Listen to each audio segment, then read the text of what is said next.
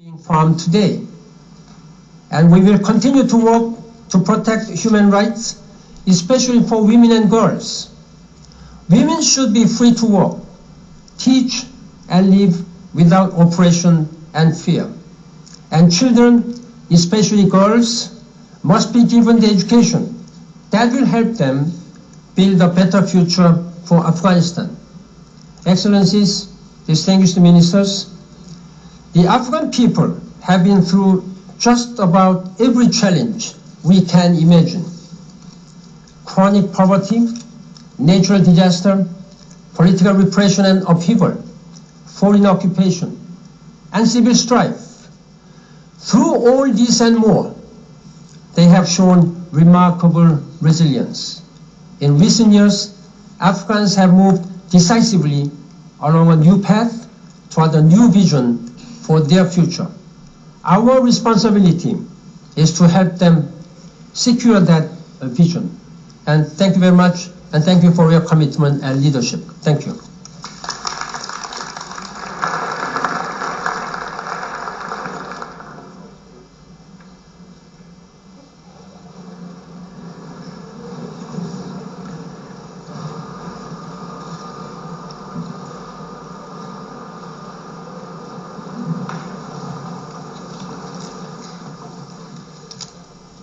Mr. President, Mr. Secretary General, Excellencies, ladies and gentlemen, men and women in Afghanistan have suffered for decades. This conference cannot change their fate overnight. Children in Afghanistan have been denied so many opportunities. This conference cannot make up for that.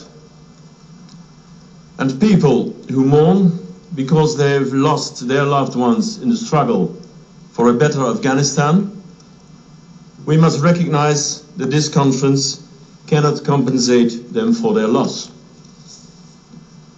But what this conference can do, what we can do, united as we are today, we can make the right choices for a democratic Afghanistan.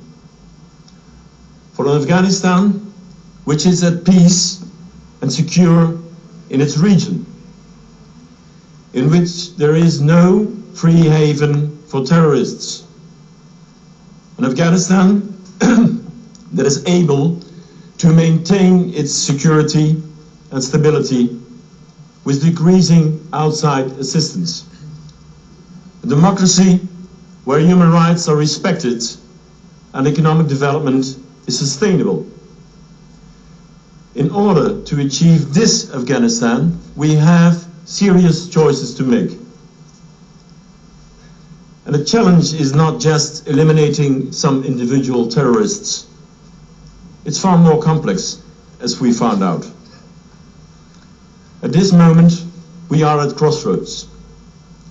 We must learn from our actions in the past, and we must explore new ideas for the future. We must decide which way we go. Soon, millions of Afghans will cast their votes in only their second democratic presidential and parliamentary elections. And when they make their choices for the years to come, they need to know what they may expect from us, the international community. Equally, our soldiers and citizens need to know our longer-term strategy and perspective. And of course, they also need to know what they can expect from the Afghans. And today, we must start work on the successor of the Afghan Compact, which will expire next year. What we need is a new Afghan bond. A bond which unites both Afghan citizens and their government, which unites Afghans, their neighbors and international partners, and governments and non-governmental organizations. And this Afghan bond must renew and re-energize the political determination of all of us to achieve our goals.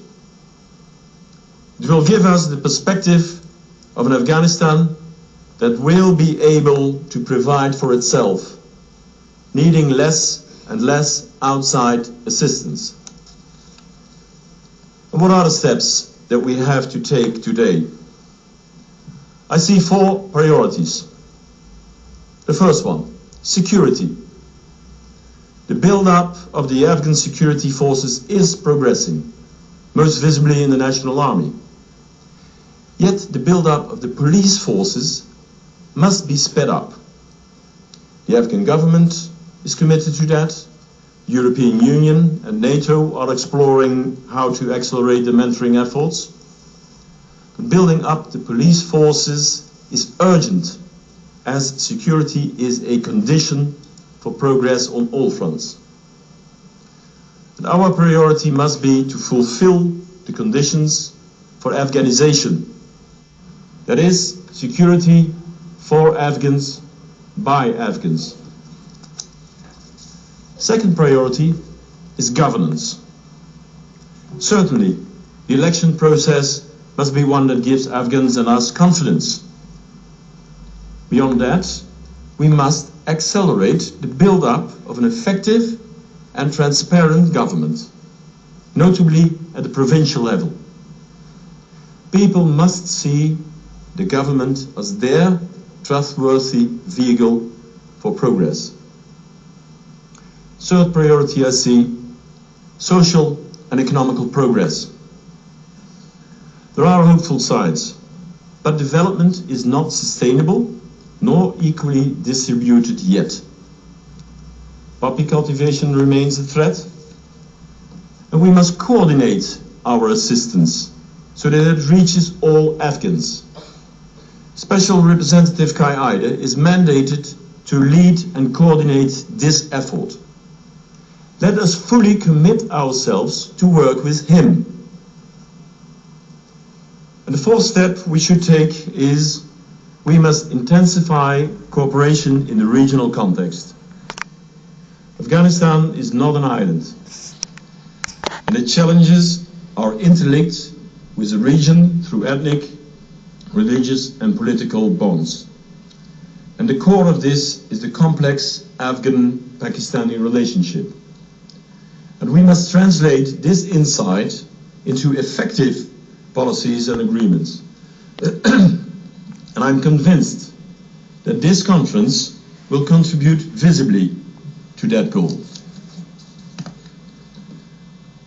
Ladies and gentlemen, the future of the Afghan people is at stake.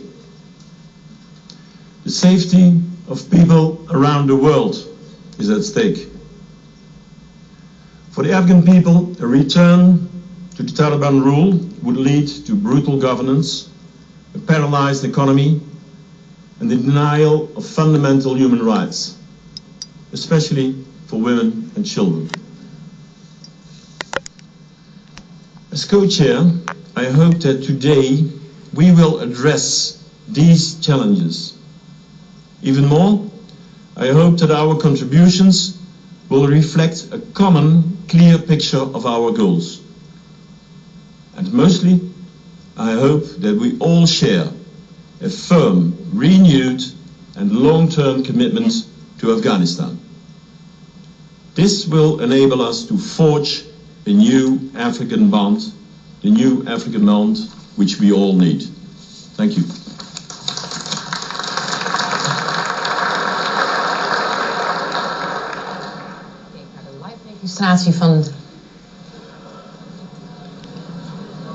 U keek naar de live registratie van de openingstoespraken op de Afghanistan-top in Den Haag. Wij gaan er nu even uit, maar u kunt de conferentie wel live blijven volgen op ons digitale kanaal Journaal 24 en ook via onze website nos.nl.